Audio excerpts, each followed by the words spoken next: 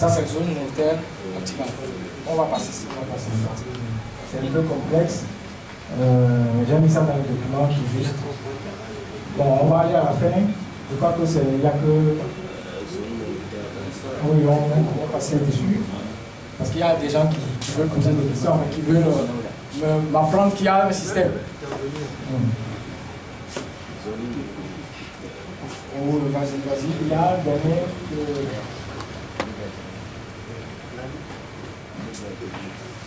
Voilà. Oui, on est à la fin, la conclusion. Dernier slide. J'ai mis ça parce que ce schéma-là, je l'ai fait lorsque j'ai donné une conférence sur l'aide publique au développement. Et ça aussi, ça faisait polémique. On disait que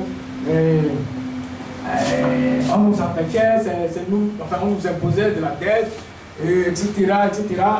Et que l'aide publique au développement, ce n'est pas bon, c'est ça qui nous a pourvu, etc., etc. Donc on m'a demandé de faire voilà, une conférence sur l'aide publique au développement. Et j'ai commencé avec ce schéma. Moi je ne savais pas que 3 mois plus tard, eh bien, l'histoire de l'OTAN, la remise en cause par la Russie et les BRICS de la suprématie du dollar, et la remise en cause du FMI, la remise en cause de la Banque mondiale, eh bien, moi je ne savais pas que ça va déboucher sur une guerre en Ukraine et on est au bord d'une 3e guerre mondiale. Bon, j'avais présenté ce schéma en expliquant aux gens que vous voulez créer une monnaie, vous devez savoir comment fonctionne le monde. Sinon, vous allez juste vous appauvrir et mettre en péril l'avenir de vos enfants, c'est tout. Voilà comment fonctionne le monde. Et ceux qui gouvernent le monde, je vous les ai cités, ils sont 5. Aujourd'hui, ils font la guerre entre eux. Espérons que les Africains seront malins pour ne pas participer à cette guerre. Mais ce qui est sûr, s'il y a 3e guerre mondiale, celui qui va gagner va imposer sa loi. Par exemple, Poutine et Xi Jinping, le Chinois, ils n'aiment pas la démocratie. Ils sont adeptes, ils sont convaincus qu'il faut un leadership éclairé, une dictature éclairée. Donc s'il gagne la 3e guerre mondiale, ça m'étonnerait que Poutine, qui veut rester au pouvoir à vie, laisse les Africains faire de la démocratie. C'est lui qui va imposer.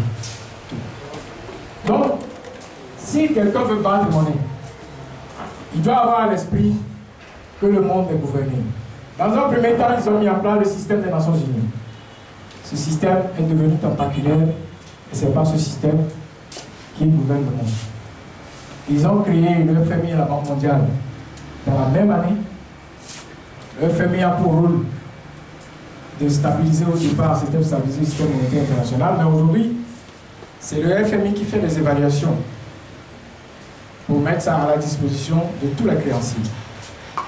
Donc, lorsque le FMI fait un rapport sur votre pays, ce rapport est distribué à tous les créanciers qui veulent prêter de l'argent à votre pays. Donc, c'est ça le rôle actuel du FMI.